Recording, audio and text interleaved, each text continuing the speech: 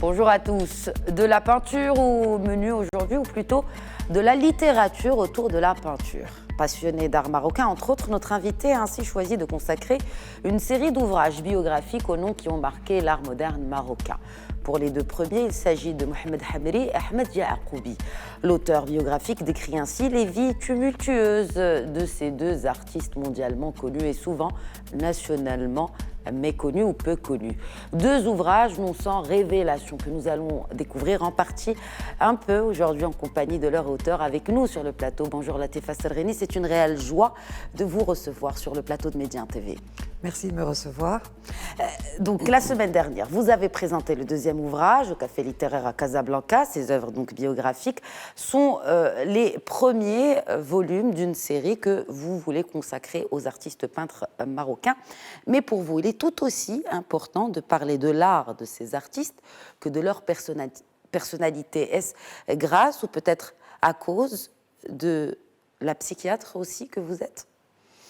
La psychiatre, non, c'est pas vraiment ça. Disons, l'abord psychologique existe, quels que soient les travaux qu'on fait, que ce soit en matière d'art ou de politique ou de peinture ou de littérature. Donc non, il n'y a rien de particulier. Il y a beaucoup de passion pour l'écriture, de passion pour la peinture et d'intérêt pour des personnalités qui fondent notre culture. Et beaucoup de Marocains ne le savent pas. Pourquoi, selon vous, justement, on ne le sait pas assez ? On ne le sait pas parce qu'il y a une spécialité marocaine, c'est le devoir d'amnésie. Vous parlez même de culture d'amnésie dans l'une de vos Oui, interviews. On est dans une culture de l'amnésie. Et moi, pour ma part, ce que je fais, c'est une modeste contribution à lever cette culture-là et d'y substituer une culture de la mémoire. Alors de la mémoire, non seulement des œuvres de ces artistes dont nous allons parler plus tard, mais aussi de leur personnalité, de leur vécu, de ce qui a fait que leur art ressemble à ce qu'il est aujourd'hui, ou en tout cas à ce qu'il est quand il a été créé. En fait, c'est vraiment le vieux débat. Il est très difficile de séparer l'œuvre de la personnalité de l'artiste. Voilà. Il se trouve que j'ai choisi, ou j'ai rencontré ces deux personnalités qui m'ont beaucoup touchée. D'abord par le talent, par le génie, et aussi par le fait qu'elles sont complètement méconnues, y compris des gens qui gravitent dans l'univers de la peinture, des collections, etc. Si on prend Ahmed Yaqoubi, c'est quelqu'un qui a passé la moitié de sa vie au Maroc, l'autre moitié aux États-Unis. Il est beaucoup plus connu aux États-Unis qu'il ne l'est chez nous. Absolument. Les gens ne le connaissent absolument pas. Et on m'a fait le reproche, je me dis, mais pourquoi tu fais des bios de gens connus ? Mais précisément, c'est parce qu'on ne les connaît pas que je les fais et qui font l'honneur de ce pays et qui fondent notre culture. Cette culture, dans les années 50, où on se demande comment on est passé des années 50, on est en 2019, toute cette évolution, elle s'inscrit dans une histoire. Dans l'histoire de la période, dans l'histoire dans le cas de Hamri et de Yaqoubi, dans le cadre du statut de la ville de Tanger, statut de ville internationale jusqu'en 1956. Et ces personnes-là, eh ben, elles sont complètement effacées derrière les personnes qui les ont soutenues, qui les ont, disons, aidées, comme Paul Bowles dans le cas de Hamd Yaqoubi et Brian Gaizin dans le cas de Hamri. Alors, vous parlez justement de Ahmed Yaqoubi. Donc l'ouvrage que vous lui avez consacré porte le titre de Life Before Thinking, sur les pages justement de Ahmed Yaqoubi. Oui. Expliquez-nous ce titre. Alors, ce n'est pas du snobisme de mettre un titre anglais. En fait, Ahmed Yaqoubi, parmi les choses qu'il faisait, parce que c'est quelqu'un, vous avez dit des personnalités tumultueuses tout à l'heure, c'est surtout des gens fabuleux, riches, et qui ont énormément apporté à ce pays. Et on ne les connaît pas. Et donc, on dénierait même leur apport. Donc, c'est juste, je fais un petit peu le justicier, là, mais je leur donne une parole qu'ils n'ont jamais eue. Ça c'est un souci, c'est un de mes soucis. Alors, la parole qu'ils n'ont jamais eue, mais pourtant, ils ont exposé cette vitrine marocaine de l'art marocain, non seulement pictural, mais aussi, par exemple, Oui, vous m'avez de posé la musique. question, je ne vous ai pas répondu. C'est cela. Il écrivait des contes, parce que lui était destiné à être frais. Son père était frais, il était destiné à fabriquer des amulettes et être frais avec toutes les litanies, il a une grosse culture musulmane. Et surtout, il est très empreint, je crois, ça date de très longtemps, d'une très forte mystique, qui ne l'a jamais quitté. Beaucoup plus sophistiqué que Hamri, qui était aussi un mystique, mais pas de la même manière que Hamdi Yacoubi.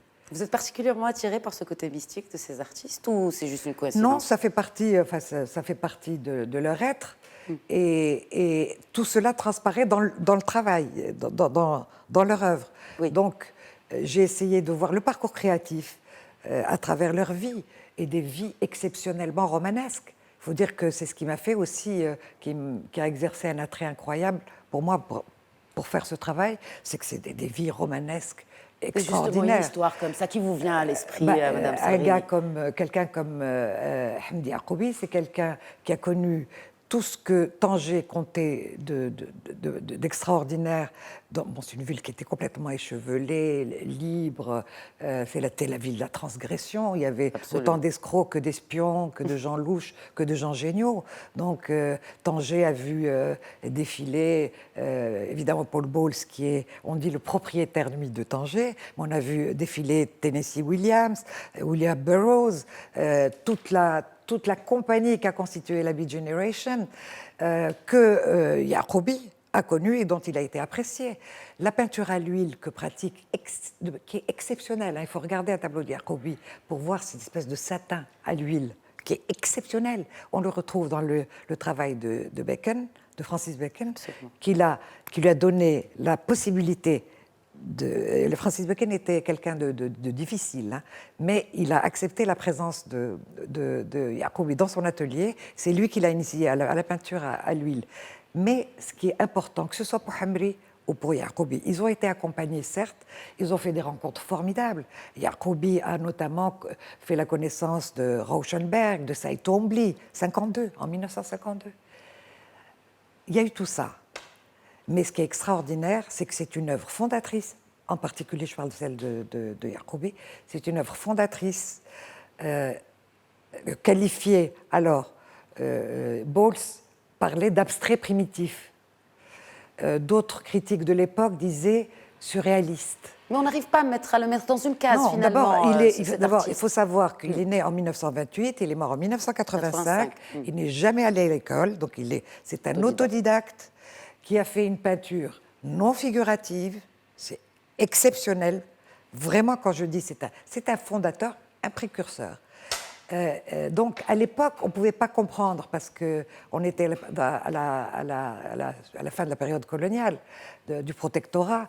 Et le protectorat, à l'époque, appelait de ses voeux une peinture pour indigènes, c'est-à-dire naïve. Un gars comme Yacoubi apporte une peinture qui n'a rien à voir avec cet univers-là. Alors, comment pourrait le définir? On va dire que c'est un peintre spontané qui a choisi l'abstraction. Et c'est le premier peintre expressionniste au Maroc. Au Marocain. Et ça lui va d'autant plus que ses sources d'inspiration, ou le cadre dans lequel il a évolué, est un cadre anglo-saxon, américain en particulier. Hamri, pour le coup. Hamri, c'est un peintre pas naïf non plus, qui a un sens de la construction qui est absolument extraordinaire. Ceux qui parlent de peintre naïf pour Hamri ne connaissent pas la peinture de Hamri. C'est un peintre spontané aussi, et qui a choisi la figuration.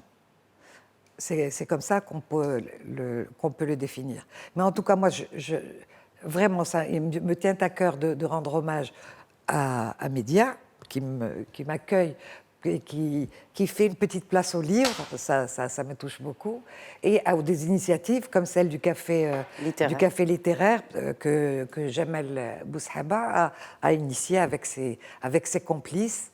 Et voilà, on a le plaisir de parler du livre et d'y associer de la convivialité, ce qui fait beaucoup de bien. Et d'y associer le public et de faire connaître justement Et de faire ces connaître, artistes que vous mettez voilà. Et bientôt, en avant. Gharbaoui, voilà, on va finir avec peut-être une next après. Voilà, on aura un Gharbaoui pour très très bientôt, il est sous presse, quoi. Ah, il est déjà sous presse. Ouais. Très bien. Et j'aurai le plaisir de vous recevoir peut-être encore une fois sur ce plateau, une deuxième fois pour en parler. Ce sera avec plaisir. Merci beaucoup, Latefa Selreni, Je vous d'avoir remercie. accepté l'invitation de Médien TV, d'avoir partagé avec nous, n'est-ce pas, cette belle quête et pour mieux faire connaître finalement ces artistes Oui, marocains.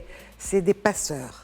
Ces gens-là, ils font ce qu'on appelait cette culture marocaine qu'on a cherchée avec entêtement en disant on a besoin d'une culture nationale. La culture nationale, c'est eux. On s'est perdu dans ces années-là. Les années 50, tout le monde était perdu dans l'identité, la langue. Aujourd'hui, on bégaye encore entre deux langues. Et notre culture est là. Exactement. On finira sur ces mots bien sages. Merci beaucoup encore une fois, Madame Selreni. Merci à tous de nous avoir suivis. Très bonne suite des programmes sur Médien TV et Médien TV Afrique.